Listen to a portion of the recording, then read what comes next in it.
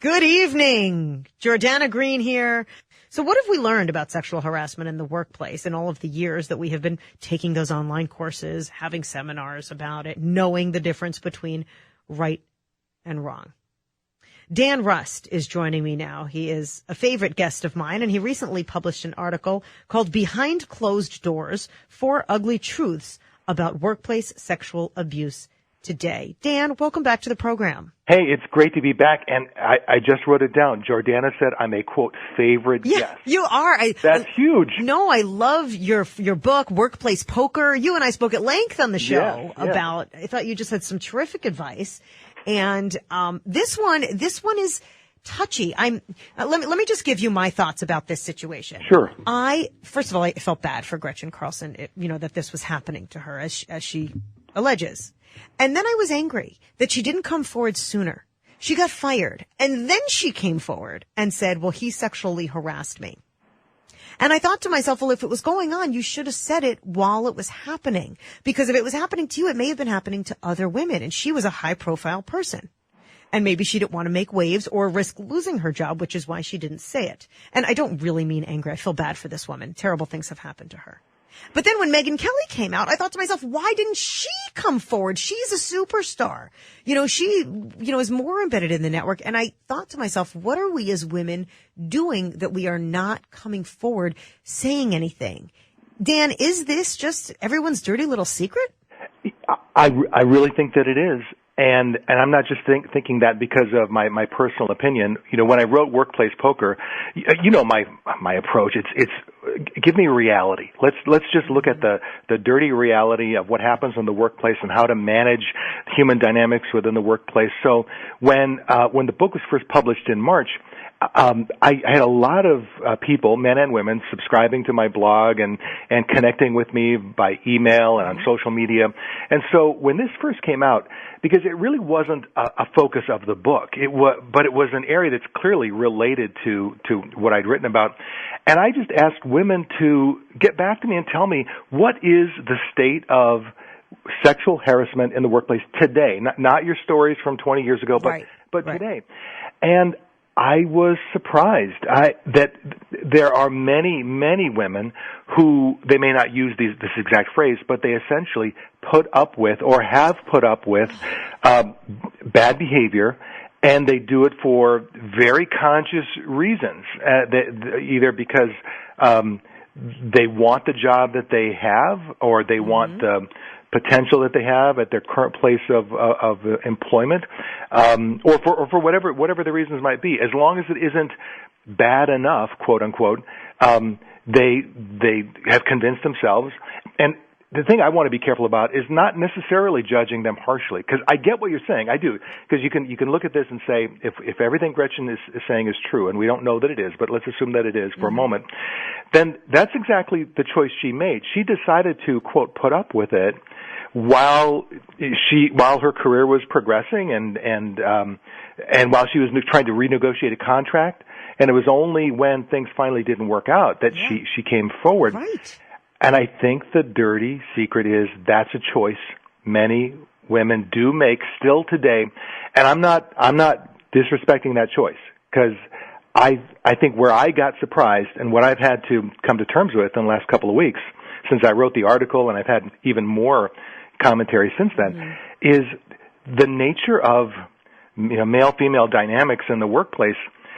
While it has changed, we've had huge shifts in terms of sexual harassment training and awareness, but I've learned two things.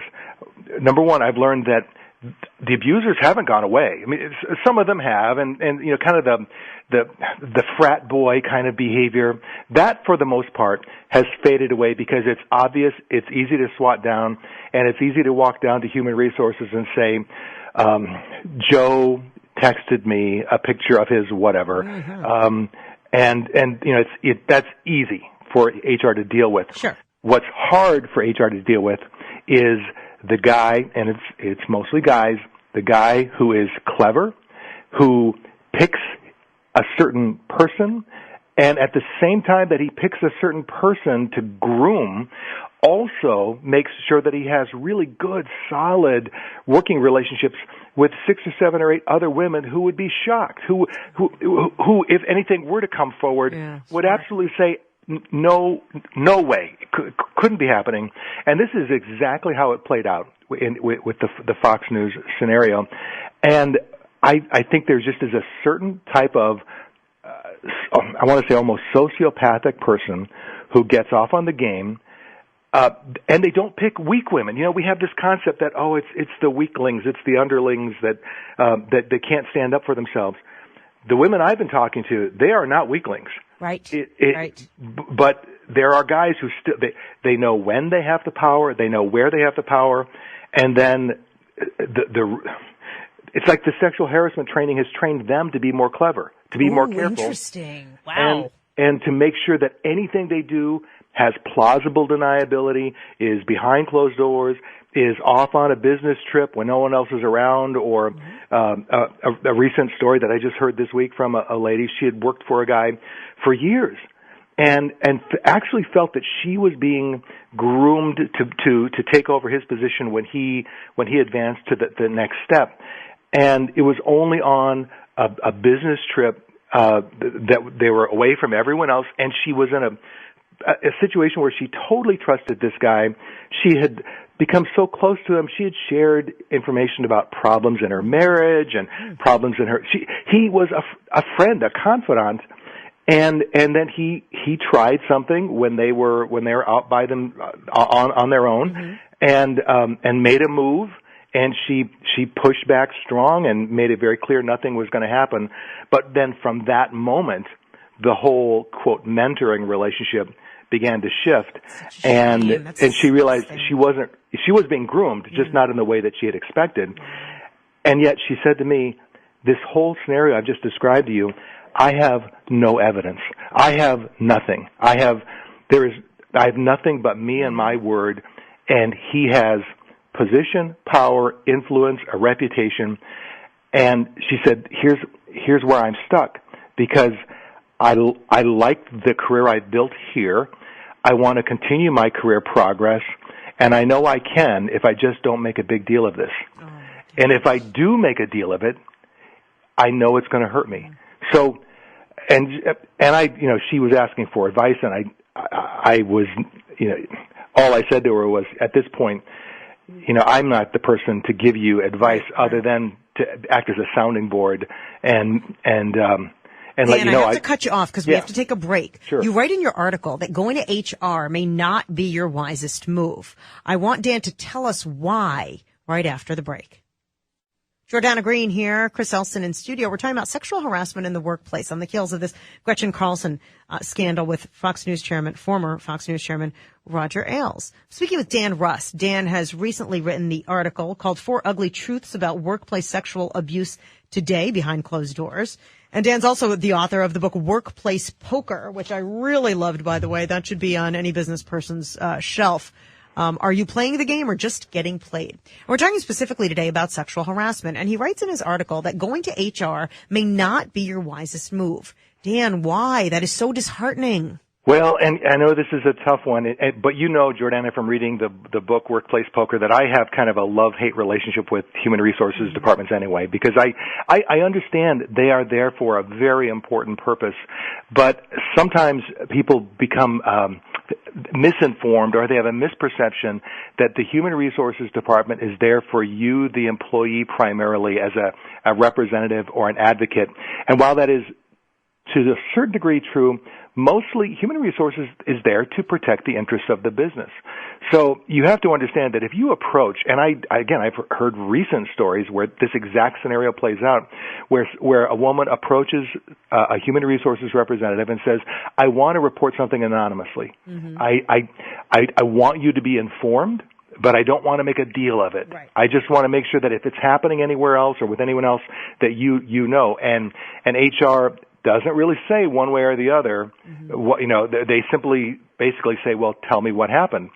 And once you lodge any complaint that arises to a formal complaint or a complaint of an action that would be illegal or actionable, Human Resources has to take action. They cannot just say, well, okay, thank you for that anonymous lodging of a complaint. We'll dutifully note that, but we won't do anything about it unless we get another complaint. They can't do it. They have to protect the business, and so to protect the business, they are now going to investigate.